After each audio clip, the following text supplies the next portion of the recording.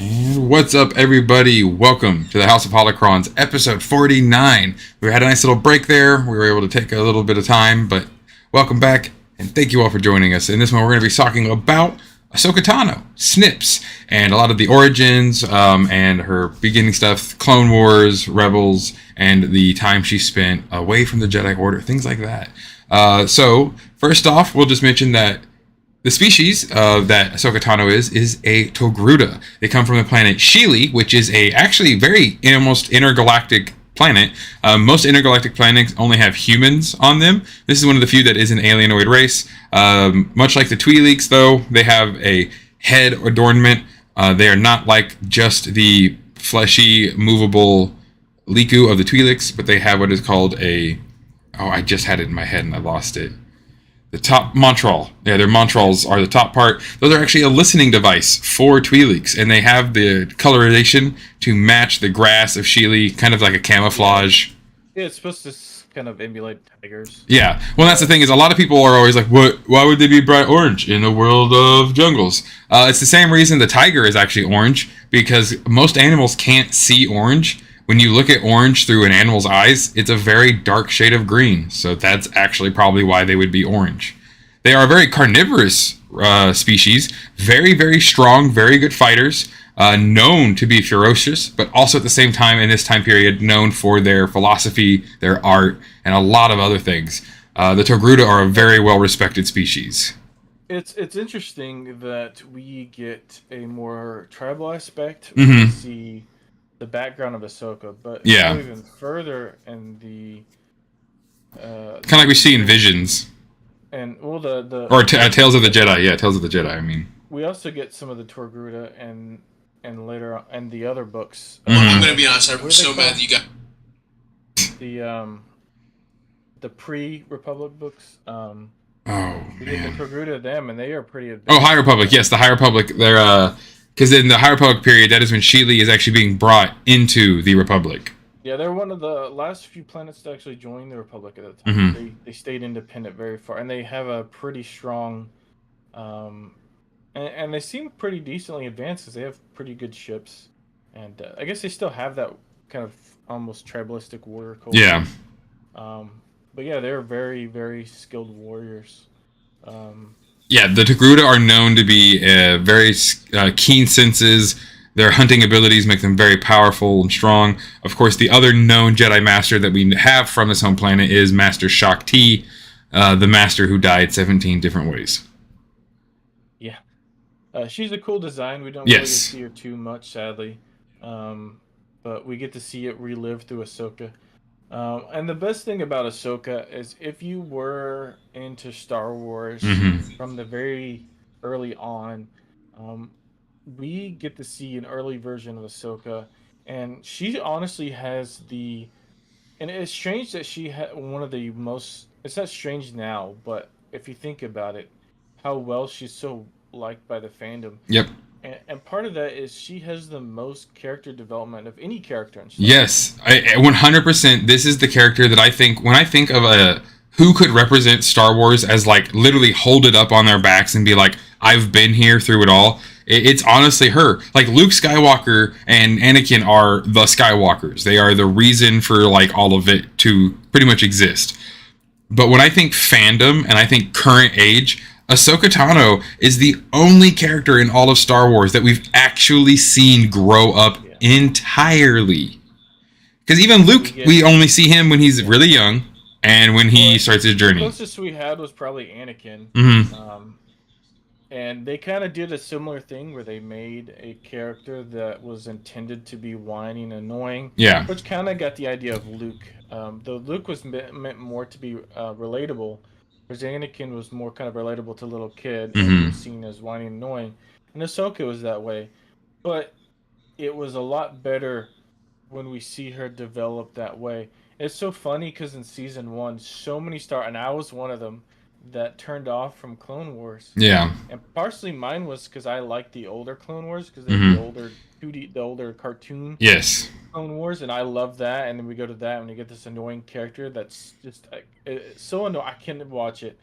And it's so funny because back then she would say, because there were so many people sending her complaints. Yeah. And one of the quotes she says, "Just stick with me. Trust me. There's gonna be character development. Just stick with the character.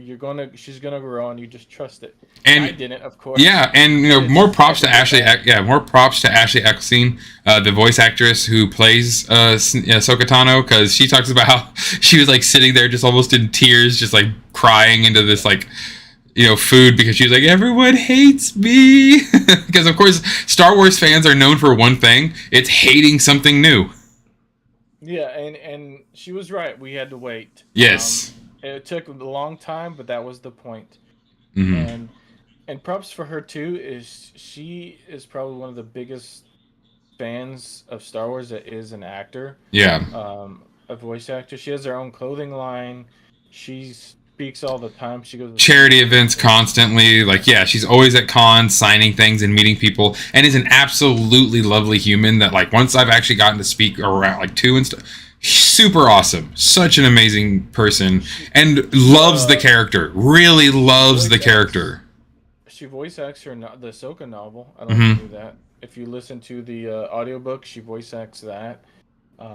It's cool. You don't normally get the same voice actor for the character for an audiobook. And she even has her hands with helping the live action actress Rosario Dawson get into character, and learned a lot about her, and they spoke a lot together, which is also really cool. So far, everyone who has touched Ahsoka or been like in the Ahsoka project has taken it seriously. They've taken it very seriously, and it shows because it's such a loved character. Like, there's an angry mob if you were to do Ahsoka wrong. Yeah, I will say, without getting crossing anything. Yeah. That the series that has been out is worth paying attention to, whether you want to wait or not. Yes. They did really well for the actors and the writers. And like we've seen in The Mandalorian, which thankfully is not struck. Thankfully isn't struck material. Book of Boba Fett, stuff like that. It was already released. Amazing. Rosario Dawson does a very great job as live action Ahsoka. So pay them. Yeah. Because this conversation could get a lot cooler if we could just talk about everything else. Well, all the filming was done prior. Yeah. Just the release was after the strike. Yeah. And for the people that put in the effort, kudos. Well deserved. Yes. I wish they would have gotten more recognition. Sadly, the strike won't allow it as much. Yeah. And I understand, but it also sucks for those that But yes, to the writers, to the set design, to the costume design, big kudos and bravos. So much credit to Dave Filoni, but he is not the only person. Yes. He's just the leader. He makes changes and he puts in suggestions, but he is not the main person. Yeah. He does not do everything. And so there's so much behind it. And it sucks that the credits is the thing that we always skip. But at least Star Wars makes their credits for these movies a lot more interesting, music and scenes of things. Yeah. So it's actually worth watching the credits on these shows. But typically it's something that you always skip. And for the Clone Wars, it was so fast and quick. It was a lot easier for us to kind of start learning names, like, who played this person, who played them. Dave Filoni does this. Oh, cool. Because it was like the first few seasons of Clone Wars were almost 15-minute episodes. Yeah. It was something super crazy thin. Yeah. Pretty short because they had a lot of commercials and they were on. Let alone just through that show, Ahsoka had such an amazing teaching and like set of instruction, because a lot of younglings at this time period, which Ahsoka really shines through, and especially in the books and things like that, you really hear her talk about a lot. Again, she was She was 14 when the Clone Wars began? Yeah. Because 14 to 17 by the Siege of Mandalore? Thrown into officer role. Yep. Not only at 14, 15. And honestly, and that's the thing is Anakin had really rough training for her. Mm-hmm. And it made sense if you. Well, I mean, because they can't. Yeah, they always threw Anakin at the biggest problems. When you first see it, he looks very harsh on her. Yeah. But as you progress to the show and you realize that it's a massive war, that he's doing it for a reason, because it's the same way that drill instructors are so hard on their privates, because they want to be hard on them now so that when they get in those situations, just like Ahsoka, that she can take care of herself and she's not gonna panic, she's not gonna freak out. Because that was one of the things is they he surrounds her by yeah. I was gonna say Tales of the Jedi. Yeah, and he shoots at her, and that's something we get to see, and that makes sense. That's something that's got to happen. Oh yeah, she's gonna get surrounded, and that's again, Anakin's brutal training is probably one of the things that helped her survive Order 66 and like get out alive. And I mean, because her and Rex had to deal with a lot there. But that was the other beautiful thing about Ahsoka having Anakin as her teacher, is that she learned to connect with the clones. She did have attachment to a degree. She really cared about them a lot. She's an extremely passionate young child. It was honestly something cool because we didn't really get to see that for Anakin's training and growth. So we get to relive it through Ahsoka. Because he also he learned through the Clone Wars, because he was still pretty young in his training when Episode 2 comes out, when kind of Clone Wars 6 off. And a lot of that's already progressing, because there was skirmishes prior to that kind of major kickoff with the Trade Federation and all that. But yeah, Ahsoka kind of was the way of saying, hey, this is kind of a retelling of Anakin's story, but with a different character. Yes, and again, we got to see it all. So that and like we've already said before, but it's just so much of a fun fact is just to think about. This is the character that we know the most about, what they've done, why they've done it, and has an actual complex story. I mean, not only was kicked out of the Jedi Order, was then invited back and said no. Like, that's cool. That whole story arc was really amazing, where we see her get literally failed by the Senate, failed by Justice, failed by the Jedi, and she just says, I'm done. I need my time by myself. And we don't ever see that anywhere else in any of the Jedi stuff until the High Republic comes along, and we see more of these Jedi. Yeah. Now you understand, no, Jedi used to just leave all the time. If they felt like they couldn't do their job anymore, they would just leave and maybe come back later if they felt like it. But we had none of that before. Before High Republic, it was like, no, Ahsoka's the only person besides the lost 66 or 99 or whatever. She's the only person we've watched walk away. That's crazy. We don't see that more during the Clone Wars because of the war. You would think, right and left, people would have just been like, I'm not doing this. I'm not a killer. I'm not a killer. I'm not a soldier. I'm not a commander. I can't send soldiers to their death, type of thing. Yep, and that is a reason why, again, Ahsoka had to become a general, is because most of the Jedi who got thrown into the Battle of Geonosis were sages, not soldiers. So a lot of Jedi died in that first fight. Yeah, and we also get the, like I said, the kind of protagonist view of point of things, where we get to see them survive through crazy odds. But there's so many Jedi that have died through B1 and the B1 and the B2s. Yeah, the battle droids. And it's just sheer number, and they're not as well trained. We go through the point of view of a lot of it through Anakin and Obi. Obi-Wan's already well trained, well experienced. Yeah, so he gets tossed in Anakin as an apprentice who has extreme grasp on the Force. Yep. And Obi-Wan was lucky because thankfully Qui-Gon and Dooku were big into dueling, so he was just trained to be a dueler and fight. Well, Anakin just learns very quickly. And is a good fighter. And it had to for the movies that way, but he just was like a whole different. You can't compare anyone else to Anakin. He's on a different level, regardless of whether you agree with it or not. Even if you take the chosen one aspect away from him, he just learn like if you compare the timeline. He just learns things so much better. If you read the Jedi novels, either the new ones or the High Republic, you learn that Anakin just is a different person. And that's why in the prequel movies, like with those fights, that's why you see Hayden Christensen is constantly like flipping the saber around and like twirling it, because he practiced really hard to get in that mindset of, no, I'm supposed to be like the greatest, like on par with Yoda and Mace Windu when I'm angry and using all my power. But with Ahsoka, 2 lightsabers, very rare in the Jedi Order to have such an aggressive style. Of course, it comes apart because she's not just normal 2 lightsabers. Yeah, a Shoto. a smaller offhand. Unique as well. The saber hilts are a little unique because, like with Dooku has a very long or like an extended curve to make it more of like a swept hilt. Whereas, hers are more of like the almost samurai like katana. Katana I know are more straight, but it's almost like a saber mix, but it's a slight curve on her lightsabers later on when she gets the other sabers. The newer sabers, yeah. Which is also a really cool thing that Ahsoka brings to canon. Is purifying a lightsaber crystal. She was also one of the first people we ever got to see do something like that. Or to have white blades in those. There was always the thing about it in extended universe. Prior to the Disney takeover, and then there was kind of ideas about an Old Republic, but we weren't sure which was canon. So when she brought that as the idea of having the white lightsabers was really interesting. Yep. Purified from an Inquisitor's lightsaber. That was so cool. So cool. It made such a different noise. They just sounded so different. But the two lightsabers trained by Yoda to use two lightsabers, much like her master Anakin, trained by a lot of other masters to be a fighter.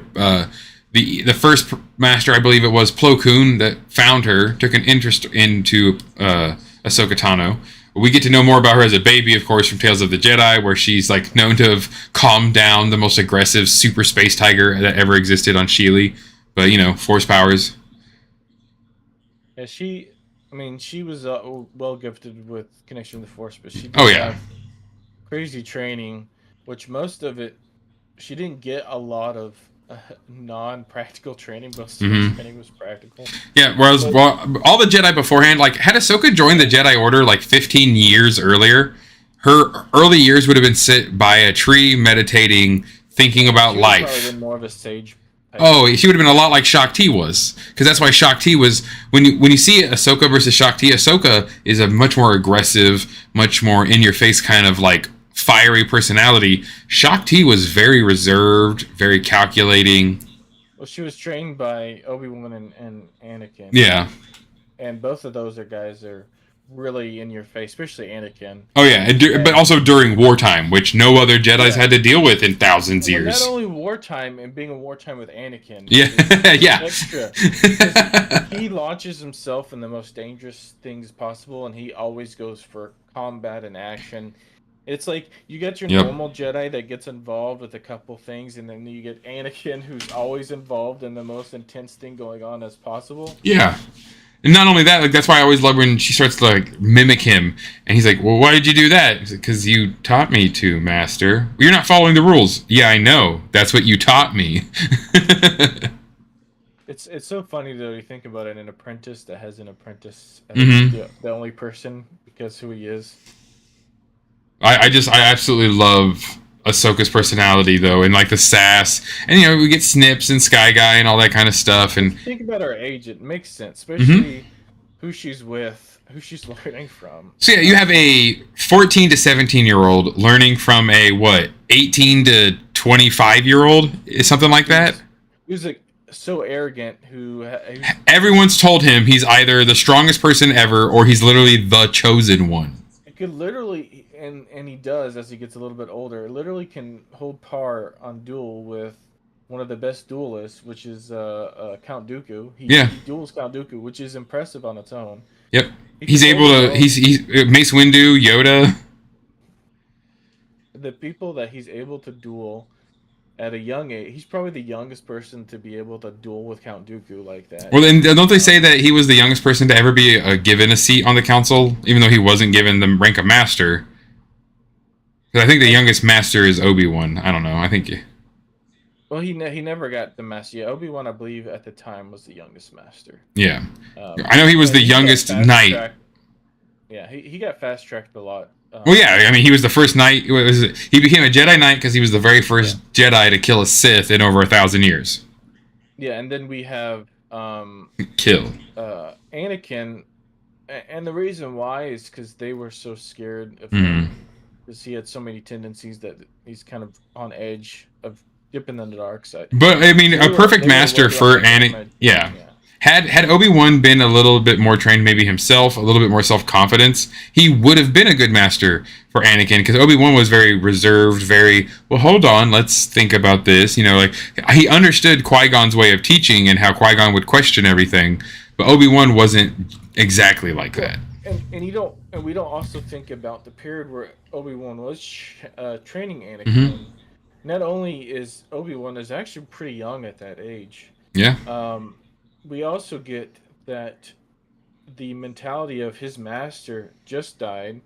He is thrust into a Jedi position with the Padawan that is already too old, too arrogant, has so many attachment issues. He's thrown so much stuff, and he doesn't get not a lot of time to grieve, if you think about it. Yeah. Think about it. We see this emotion in the High Republic, so you get to read about it, and we don't fully get to see, not canonized now, Obi-Wan's like side of like between Qui-Gon's death to, you know, episode 2, even episode 2, there's still, you think about the grief that he still got to feel about losing Qui-Gon. But then that's the even better part about Ahsoka, where I like it even more, because then she has to deal with not only she lost her master, then found out that he was alive, but he was the exact epitome of evil. He was the one everyone feared. He was a horrible Sith. He was, and just like Luke, one of the most powerful lessons that the Skywalkers ever have seemed to have apparently ever taught anyone: there is still hope. As long as you can sense light inside of them, never give up. And it worked out. I mean, I really expected... say that, except the new movies, he did give up. Yeah. But it worked out. He gave up on purpose to become one with the Force, to, you know... There's not any plot holes in those new movies or weird writing. Which is another reason why I'm happy, though, that Ahsoka wasn't brought into the sequels, honestly, yet. If they want to eventually, like later on, if, you know, Grandmaster older Ahsoka teaches Rey and like talks to her and sits her down, or Force Ghost or whatever have you, awesome. I hope to see Ahsoka in more stuff, because great character. But she's much like everyone else. She's kind of served her time too. She doesn't need to go too much farther outside of the Skywalker saga. I think they eventually need with. I don't know if they want to do it with the movie. I think it would focus too much on her. Yeah. I think it needs to be, because I think not her being in the movie that's supposed to come out eventually, that kind of ends the whole cycle of the Mandalorian universe thing. True. I think a good ending for her is her just to kind of wander off into the unknown regions. Yeah. And to kind of the search for the, you know, further connection to the Force. And eventually just kind of die. Ahsoka Tano to me is now going to become the Wayseeker for this era. Like Orla Jareni and the High Republic had the Wayseekers who they follow the Force. That's who Ahsoka is. Ahsoka is not here for like the idea of the Jedi. She's not here for the idea of good. She's just here to follow the Force and do what needs to be done, whatever that means. I like to see her just to wander off. Yeah. Just to go away. And it with the most respectful means possible, too. Like, no, please, just wander off and go away and live a happy ending. Like, you don't need to die horribly in battle for me to be satisfied with this character. You don't have to suffer. Like, you don't need to teach the next generation of Jedi. You've done enough. You've done plenty enough. So, just... Honestly, and it makes sense. I think, without stepping on any toes, I think... with what we've seen of her, what she's had to go with, I think she'd be a terrible teacher for the late Jedi, because she learned through combat. True. She learned through war. She's been mostly... She didn't get to learn with other Padawans. She didn't get to learn with other Jedi Knights. She basically just had clones and Anakin and Obi-Wan to really be her only like interactions for the majority of her training. Yeah, she's a horrible. No offense, like her whole journey is to become a good Jedi, and I love that she doesn't even obtain it by like, you know, what we've seen up to this date. She's getting there. She's really understanding now. But most of Clone Wars, most of Rebels, most of Tales of the Jedi, most of all that stuff, Book of Boba Fett, where she refuses to teach Grogu and things like that. She is learning still how to actually be like a Jedi and find balance and be a beacon of harmony and hope, because she's seen so many horrible things. Her master became the literal Dark Lord of the Sith, to second only the Emperor. And she never got to fully finish her training. Mm-hmm. She ended. She was still a Padawan. She's still pretty young. Yeah, she walked away from the Jedi Order very early on. It was like, I mean, the whole Siege of Mandalore, she's not in the Order when she's doing all that. That was a freelance, Force user doing their thing. Yeah, we get her in Rebels. She almost seems kind of sage-like, and I like that. The fulcrum aspect. I love that, though I wish it almost feels too early. Mm-hmm. That to make it the full white, what we get to see with the staff and everything. Yeah. Hopefully we get to see that full aspect of her later on. I mean, I like her just to kind of disappear and kind of become one with the Force. Find out what she can find out, Yeah. I love the character. I've always loved Ahsoka. I can admit too, from the beginning of the Clone Wars, maybe I wasn't like the biggest fan, but yeah, she then just grew on all of us.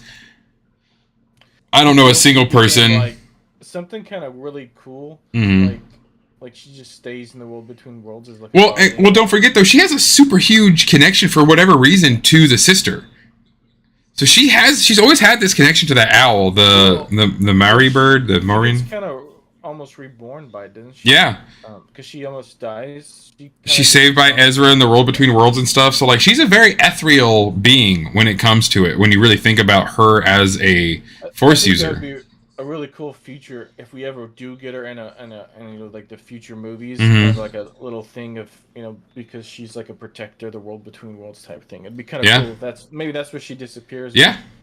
And we get like maybe the future bad guy kind of wants to, or in the Mandalorian, I don't know, just something to be kind of cool to see her like pop up. It's like no, we see let's just kind of. She's almost like almost like this like sense of, she's almost like one of the wills of the Force now or something. Yeah. Yeah, kind of Star Wars version of Gandalf is what I'm. Right.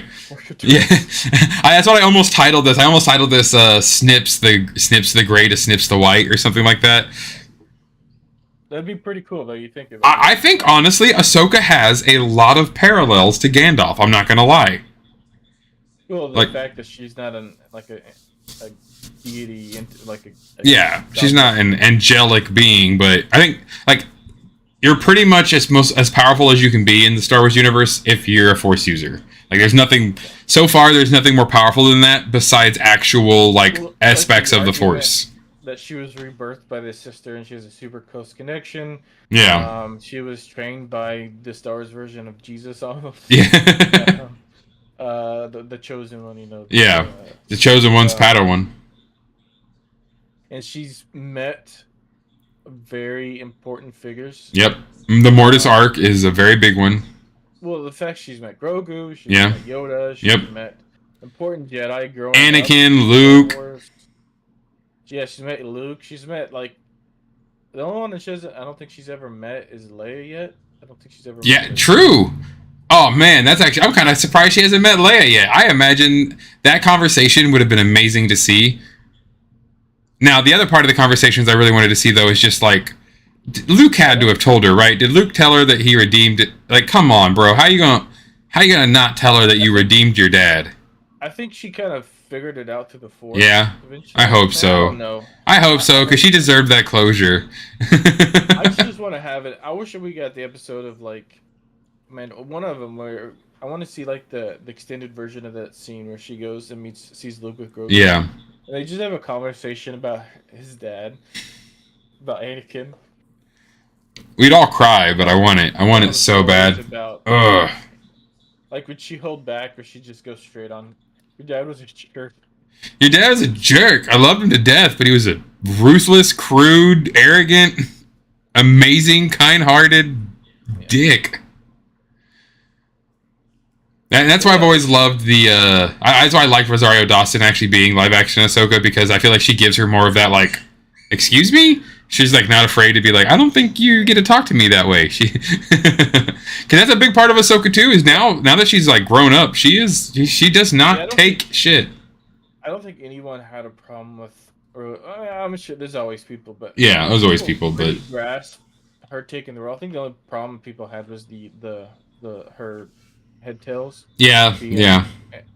Short length. Because it sucks that we get the Rebels where they're proper length, like the Yeah, they're crazy long in Rebels. and then they shorten it again. I get the reason for it, but then we also have like scenes with Shakti where she has it. Yeah. It's like I'd rather it look kind of funky in action scenes than to look like she's still a child type thing. And we kind of got that. We got. I mean, it's to me, it's the same thing with the Grand Inquisitor from the Obi-Wan series. I liked his design; it wasn't horrific, but we've already had Utapauans on screen. What do you mean you can't redo it? Yeah, I don't know what decision was for that. Yeah. Also, some of the weird designs. We get a little kind of off designs with some live action characters that had species already live action. Kind of got that with Cad Bane. He kind of looked a little off with his design. We've already got those races. We had those species in the original. The Duros, yeah. They've been since the original. I think they're in right. 5. It's like for some reason they just refused to give him a really big head. 4. Yeah. Tatooine, yeah.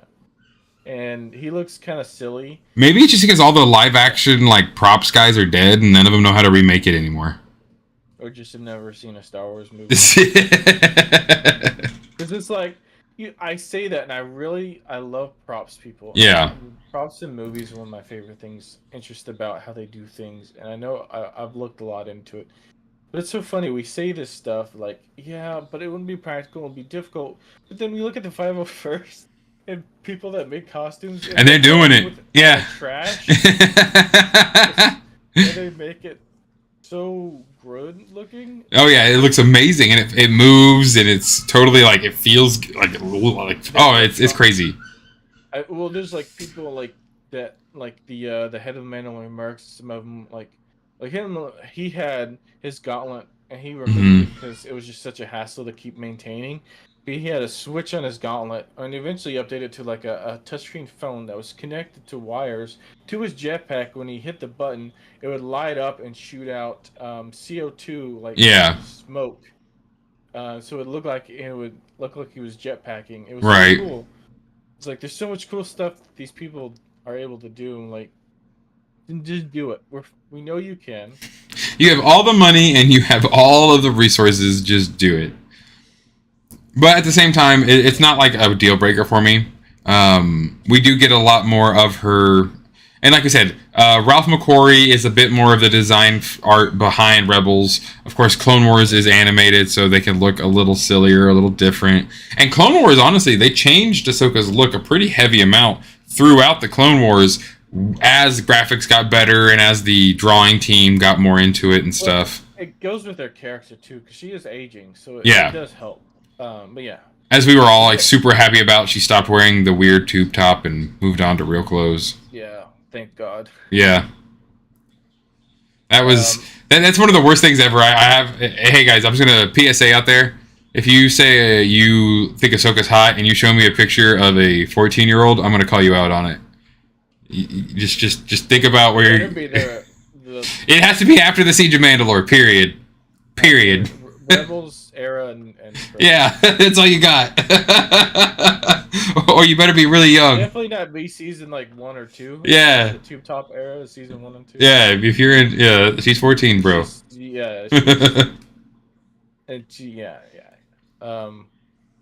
she has a great character. We get so many cool things from her, so many iconic things, and it's crazy. And the other thing is, she's one of the most iconic non-human species that we get, because if you think about all the top main characters, you go Boba Fett, Luke, Anakin, Darth Vader, they're all human. None of the aliens. But also she's like silhouettedly super well known. It's like if you a Mandalorian and a Stormtrooper stand right next to each other and all you see is their silhouette, you might be like that I know what that is, but they look really similar. But like a Togruta with the montrals going up and stuff like that's very, very, very unique, but still super humanoid enough to where it's easy, of course, to have an actor and doesn't have to be a huge suit all the time. Yeah, the only ones I can think of that were non-human that are absurdly popular. Like Chewbacca, very Mm-hmm. difficult role to play. Yes, you have to be a giant and you have to be covered in fur. Yeah, I knew somebody that did that. Had a Wookiee costume. Oh wow, yeah. He handmade it. He was very tall. He was like 6'6" or something, and he Mm-hmm. still wore stilts because he wanted to be the proper height. Right. For what a Wookiee, and he would be drenched after. Oh, I I don't can't know how he imagine. Yeah. missed it. And this was when I lived in El Paso. It was he did it in El Paso and did Yeah. cons in Texas. I'm like, dude, you're crazy. Oh yeah. And so you got your Wookiee, you got your Chewbacca, which is Mm-hmm. one of your other non-human, and then you got your two Yoda species. Yeah, or Jabba the Hutt. That's like yeah, that's pretty much it. Those are like the most and you know Twi'leks. And those But aren't played by humans. right, exactly. Character themselves, not species. Yes, yeah, species, but yeah, character themselves. Like no one, you know, you say, hey, remember Ula? You know who Ula is, right? Everyone's gonna be like, who the fuck is Ula? I'm like, one of the most popular Twi'leks that we've all actually seen, but you know, but Togruta are very different. They're very iconic. Their species is explored, but not as explored as it could be. I mean, they could do way more about the background of Sheely, you know, histories and things like that. I wouldn't be surprised. I would love if Tales of the Jedi wanted to pick up kind of after how the other one left off and tell us about Shaak-Ti. How did Shaak-Ti's training and stuff go as a Togruta? Because there's been a few Togruta Jedi throughout the years, but not that many for an extremely force sensitive. It's almost like, what is it? The Keldor. They have the monks of the Barandor.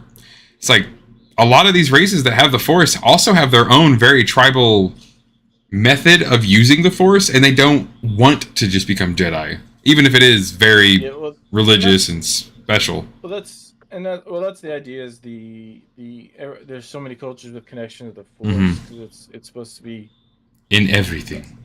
Yeah, it's an idea of life, mm-hmm. like an essence of life. It's an abstract, but it's given a face, and then it's not. It's. Yeah, I've always really enjoyed the Togruta, especially when you do read the High Republic. They are very big on like, all right, well the Queen's showing up, so we have a lot of guards and gunships and things in orbit. So don't play around. If you do anything crazy, we will blow you out of the sky. We're here for a good time, but I will end you all if I have to. Like they are a very militant people. They don't play around. They're not here to hide their agenda or their wants and needs, but they're also not crude. They're not brutes. It makes sense if you look at their if you go based on nature. Mm-hmm. Like if we turn animals today into aliens or to sentient species. Yeah. You would get more of like the tiger and the lion. These predators would be more militaristic and they'd be mm-hmm. more combative because it's aggressive nature. Yeah. And it goes back to who they are. And you get more of the kind of the omnivores, kind of like us, and apes and stuff to be more industrialistic. Mm-hmm. And then you get some of the herbivores to be more of gathering. It just goes back to their nature. Yeah. So, because they, like the herbivores, they don't need to hunt to survive, whereas the carnivores do. So the hunt they have to kill. That's traditions to kill to maintain. Yeah. It's like us as omnivores and just like monkeys and stuff like that.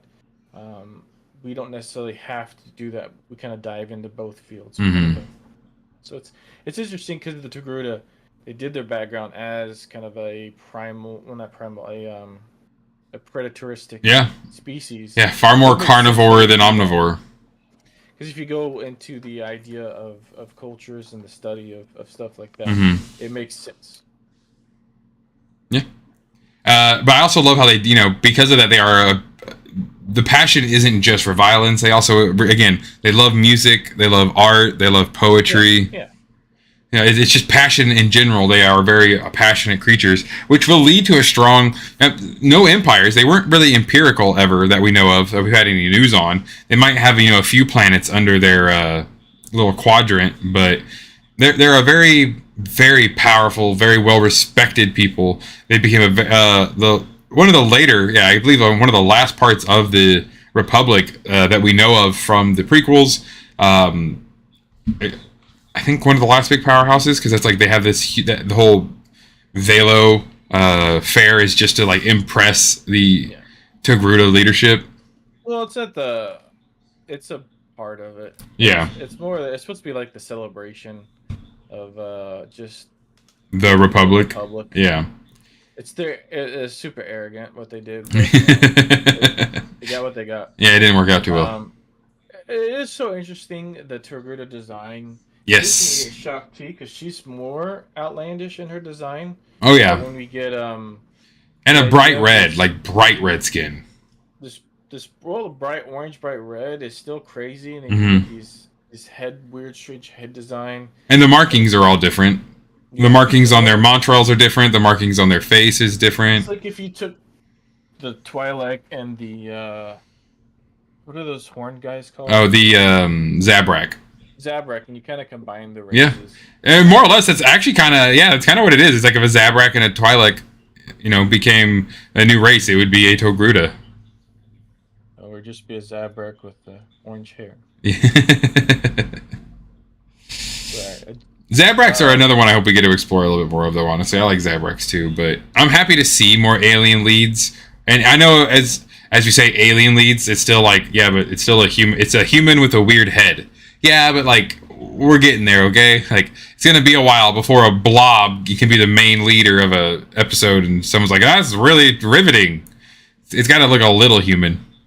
I want to get one of those the races that are just the gas people. Oh yeah, like Orbalin. And they have one, and they're very rare, but I'd love to get that. That would be an amazing one. Yeah, that's the joke I played that I was like wanting to say, but my wife would never have gotten it when the certain character died when he turned into gas. Oh yeah. Oh, he was one of those people. That would have been just so awesome. I think it's funny because so many fan theories about what he was. Yeah. I think it's so satisfying what we got. Personally, because, anyways, it's we get off track of Ahsoka. I mean, and to speak of satisfying though, I felt like the new media completely removed. We actually kind of got a story about Ahsoka and what was happening with her. Of course, Rebels does end in a very much like, what's going to happen? But for Ahsoka alone, if it had never happened again, if it had literally stopped after Rebels, it wouldn't have been the worst thing ever. She at least still got a story arc, unlike any other Star Wars character. But I am enthralled and thrilled that we get to continue into the new age of Star Wars with more stuff. It is good to see her return, because it's always that question, what happened to her? Don't just ditch it. But I love seeing with these new shows that we do get, with the Mandalorian and with Book of Boba. It exists. And Obi-Wan and Andor. Even when we get into some of the more cartoon ones with Vision stuff, it's just cool. We get with the new characters, the new designs. It doesn't stop, and there's some familiar faces that it's like they really love to tease around with like seeing familiar faces, but then we throw in a bunch of new stuff. It's like they're trying to venture into the new stuff, and I get it. There's a lot of fans that aren't ready to embrace the new side of Star Wars. I see that with Andor. A lot of people got slow to grasp Andor, but it's nice. And we kind of get that with Mandalorian, where we get familiar designs, but all new people.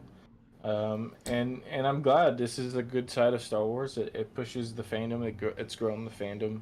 Yeah, and I'm happy to see that Ahsoka got so much love, because then in the future parts of Star Wars, when we do have more Jedi and we do have more leads, they'll be like, well, what if we made the lead a Togruta and a Twi'lek? Or what if we made them a Zabrak and a Dathomirian? Or like, what if we did this and this? Like, they're not going to be as afraid to throw some random person, male, female, they, them, whatever the fuck. They're not going to be as afraid to throw them in there. Or not necessarily, black and white. And that's one of the favorite things that they've ventured with these new shows. We get that in Mandalorian. We get that a lot in Andor. That just because you're on the side of even it's in the Mandalorian, we get the New Republic. Yeah. We get to see that just because you're on the good side doesn't necessarily mean you're the good side. Yeah, you're not doing only good things. I love the stories where you're questioned. That's one thing I loved about Ahsoka's new design. Mm-hmm. We get and Rebels or post the Siege of Mandalore when she starts going to that path, walking both sides, because those gray Jedi were so cool in the expanded universe. So to see that is like not a Jedi Order Jedi is so refreshing. So I love to see that, and I hope we get to see that more of some dark side users that aren't just the Sith. Yeah. Because there's more than just the Jedi and Sith. They just Right. can be the biggest groups that we have in that part of the galaxy. So now, I fully believe that Ahsoka will end her journey as a Jedi again, but there was definitely a good while there where she was not a Jedi. I think almost like the Rebels time period with Fulcrum, when she was probably really, really busy being like anti-imperial rebel agent, gathering information, taking down, imperial things. She was probably pretty aggressive. Well, the whole point when she left the Order, she went down her own path, and she's kind of, seeing, and that's the interesting thing that we hope to see with the show is her kind of find who she is. She's not a part of the old Jedi Order because it doesn't exist anymore. Even in ways, who is she as a person, and that's what I hope to see is her develop that. She even as old as she is now, I feel like she still doesn't know. Yeah, she's still learning who is. And that's a beautiful lesson because in the real world, it's the same thing. You can be 55 years old and just start figuring out who you really are. Yeah, it happens. Finished my degree, and at 31, and it took me that long to figure out what I actually wanted to be. Yeah. What I want to do with my life, and even then, I'm not 100% sure what I want to do. Yep. It happens. Just keep trekking down the road. He had a 50s. I don't remember how old he was, and he was in his 50s, and he just started when I was leaving school. So there's people. I mean, yes, my wife who was well, she still deals with people going to school, but she was a advisor for a college, and she'd get older people. Yeah. People still don't know what they want to do, or their lives change. Like Ahsoka, her life changes. She left the Jedi Order. Yep. And it happens a lot with things that like being. You think we're gonna see those Martinez sisters ever the fuck again? No. They were so poorly received. I didn't mind the characters that much, but I don't know if we will ever see them again. That did not go over well. That little arc, that little side blip there, that's probably the only thing from the Clone Wars last season that everyone was like, I frankly don't care. But then we got, and the stuff she's like versus Darth Maul, and multiple times. How many times Ahsoka had to deal with that horny asshole and just had to constantly be like, would you just stop talking? Would you please?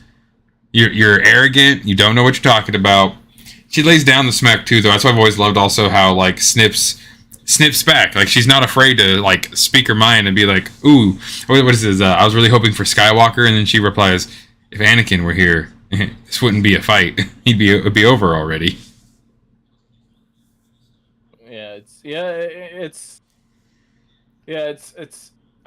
They did pretty well. We haven't really got to see her too much in live action until the series just came out. So it is interesting that we do finally start seeing her character. If you think about it, the screen time she's gotten already, previously to her series, she didn't really get that much. Yeah, true. It made sense. It wasn't her show. Yeah. It was supposed to be focused on the Mandalorians, or focused on Boba Fett, or focused on, that show. Grogu. So her taking, because how important her and popular characters, her showing up already steals the show. So it was nice that they didn't. But I'm glad they gave us a chance to experience her again on her own without stealing the show. Yeah.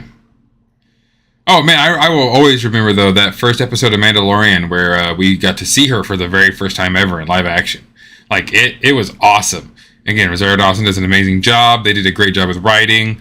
That's what I love about this. About not even I shouldn't say this Ahsoka. It's just Ahsoka is that sense of, like you said though, she is never once a bad person, but she's not gonna be a goody two shoes either. Like she has things she needs to get, and she's going to get them because it's for the betterment of the galaxy. I don't think she ever will be. Yeah, no, exactly. She just can't handle it. She doesn't have the ability to just sit by and be like, it'll handle itself. No, she's gonna get like groan and get up and handle it. And like you see with in the Mandalorian, we see that in the newest season. Yeah. The New Republic. Sometimes you need those type of people to get things done. Mm-hmm. People that want to be, be in the position of a bureaucrat or be the position of, trying to, just a peacetime based thing. Mm-hmm. Person. When the time comes for it, you often will need those people that throw the book out and do things because it needs to be done, not necessarily because it should. Yeah. It needs or should be done, but it may not be done the right way.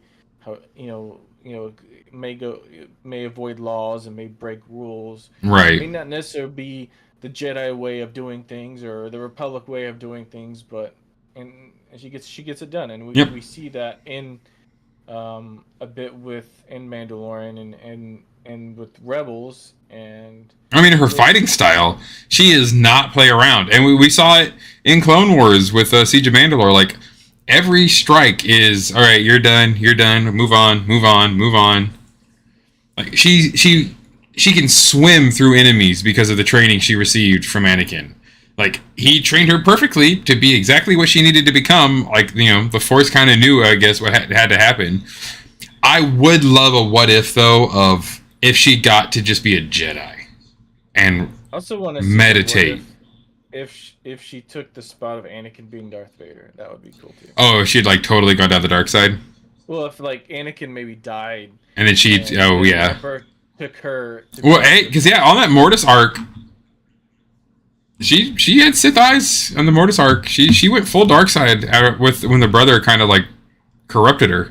So it's in there. Ahsoka always had that. That's one of the other things I've liked about Ahsoka is Ahsoka always had that little nugget, that little like inkling inside of her that she must have kept deep down inside, where she knew, I've already fallen once, I could do it again. If it weren't for the clones, she probably would have. Oh yeah, probably. I can see that. Because the clones kind of became, because Anakin really wasn't as more of a brother. A lot of the clones kind of became almost a father figure to her with Rex and stuff like that. If it weren't for the clones, I feel like she probably would have went more dark side. Yeah, I could agree with that. The clone, especially Rex and the 501st and that batch of boys, and they were her family. When we get to the mid seasons, we start to see them take up a kind of a father-like figure to her. Yeah, try to take care of her and stuff like that. That's what makes the last part of that so sad when she has to kill them all and then puts their helmets on those sticks and stuff and like leaves their lightsabers behind and sad. Yeah, it's just, but yeah, I think it would be such a cool like what if. Yeah. If they ever do those, do that. Full dark side. I want to see her. I'd like to see her more on the dark side than the good side. Because it would be like, what if, like I said, if Anakin died? Because who else would the Emperor, pick to be his full-on apprentice? Right. It's definitely gonna be Dooku, because Dooku will never be his full apprentice. And Grievous is Grievous. He can't even use the Force. So yeah, what would be his point?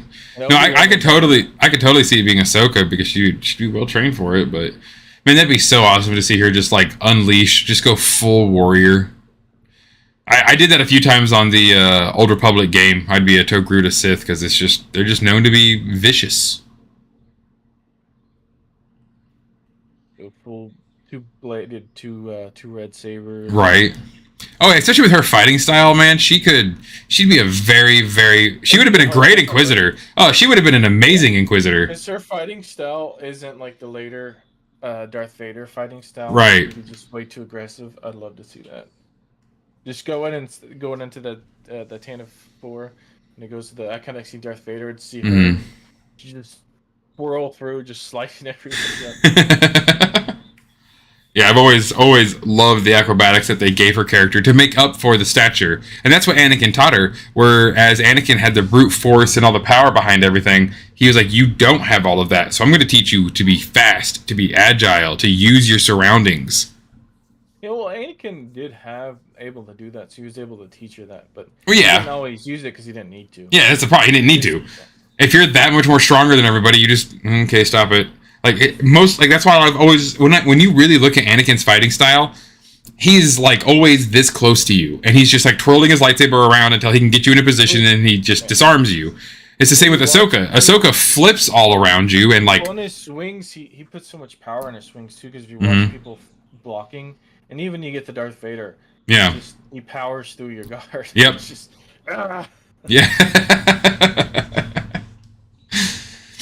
So Ahsoka was. He's like the people when we're doing human stuff. It's like you just you're hitting, you're going through, and he doesn't half swing. He does full swing. Everything's full power. There's no such thing as half power. I mean, but that's why whereas Anakin is fire, Ahsoka was water. She had to be more fluid. She has to move with it. That's why she's so good at like taking a hit and like ducking under it. I've always loved Ahsoka's fighting style because she gets low, jumps high. I mean, you have to be when you're a 14-year-old on the battlefield. Literally surrounded by droids trying to just shoot you in the head. It's crazy though. I guess it's R2's fault that she doesn't have a prejudice against droids like the clones did. Oh yeah. She had R2 with her the whole time. She loves R2D2. If it wasn't for R2, she probably would be anti-droid. Her and Din Djarin would have gotten along really fine in the first season. Yeah, I hate droids too. I would say that's another, though, a testament to Ahsoka is, she has a great ability to forgive and forget.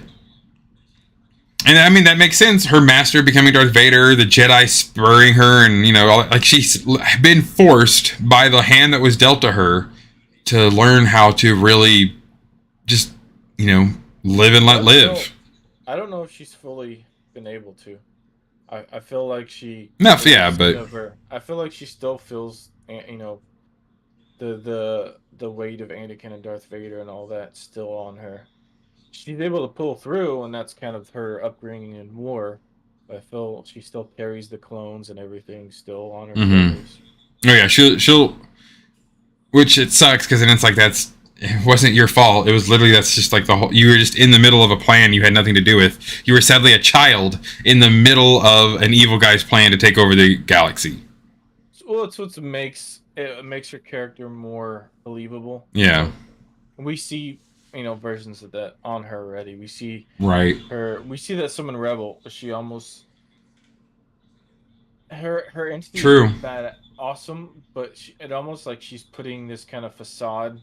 So she doesn't interact with people. So she doesn't see the loss of life or deal with that again. And we kind of see that when she tries to train Sabine, but doesn't fully train and Rebels and kind of abandons her. She's not ready. Right. She's not.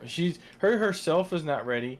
And then emotionally, she's not ready. Same with Grogu. It was the same thing where she's like, I can't teach him. He has too much attachment. I can't deal with that right now. Because she has too much attachment. Yeah, exactly. They both do. So. But, I mean, again, Ahsoka Tano is definitely, and you put it, so it's a great way to think about it, is the most well thought out, driven, written character in Star Wars. Because she's had the most time, which is fine. A great character deserves time, and only time can make a great character. It's like Dave Filoni is like, watch Star Wars. He's like, I've seen Luke and I see Anakin, but we don't actually get to see them from point A to B. We only see A, C, and E. We don't see B, and we don't see D. So we decided to make a character that kind of really similar to them. Yeah. But and I love that he made it not another boy. I love that. I feel. We didn't need another Anakin. We didn't need another Luke. Yeah, and she stands right up there with them, no problem. Like, just as proud, just as strong, a great Jedi. I am so excited to see what will happen with the future of Ahsoka, but I'm also happy to see if her character will finally get to a point where it can be laid to rest. because it deserves the respect too. I want to see her character be finished. But I also want to see more novels on her. Yeah. I want to get more books like this. Like we did the Thrawn trilogy Mm-hmm. and the 6 books. I want to get the Ahsoka. I want to get Ahsoka trilogy. I want to get the Ahsoka multiple books. Yeah. There's so much of the Ahsoka that we don't get to see, and I'd like to get that. But she does need to end her story. So yeah. And with respect, you know, again, we don't want to drag it out. Don't make her the next Skywalkers where she has to be in everything for the next 12 years. Let her breathe. But anyway, guys, thank you all so much for joining. I look forward to talking about more stuff with Ahsoka once the strike is over and they get their heads out of their butts and just pay people so we can talk about all the really cool things. Sorry about any lack of content. More or less, like Darth Chaco said, and it's a great way to put it, being told I'm not allowed to talk about something that I'm excited to talk about because I do support and I do want to be there for the other people, it just makes me not want to talk about anything then sometimes, and that's what happens. And that's okay. Yeah. If you ever wonder what put your show together, it's not Dave Filoni, it's not George Lucas. Like I said, they do lead the ship, but watch the credits. Look how long yes the people and there's still even people don't even make the credits that have that show together. It takes a ton of people, and we need to get bypast this time where that just because to make it in a movie you got to starve yourself to death, you got to live on people's couches or go homeless for a period of time just because you want to be in show business when these studios and everything is making so much billions of dollars. Yeah. You don't need to put people through that. Right. Help bring you that money. So, and that's what this basically all boils down to. And that's the simple answer is there's no reason to put people through that. There's enough money going around in this industry to make people live far more comfortably. And that just means we get better, more Star Wars. So obviously do it then. Go ahead. It's already impacting Star Wars. Things are getting pushed back. I'm going to be sad. More Star Wars, you get more movies, sci-fi. And all of it will be better. All of it. Back in, yeah, That's how you guys from Lord of the Rings will get a series that apparently you all can agree is nice for once.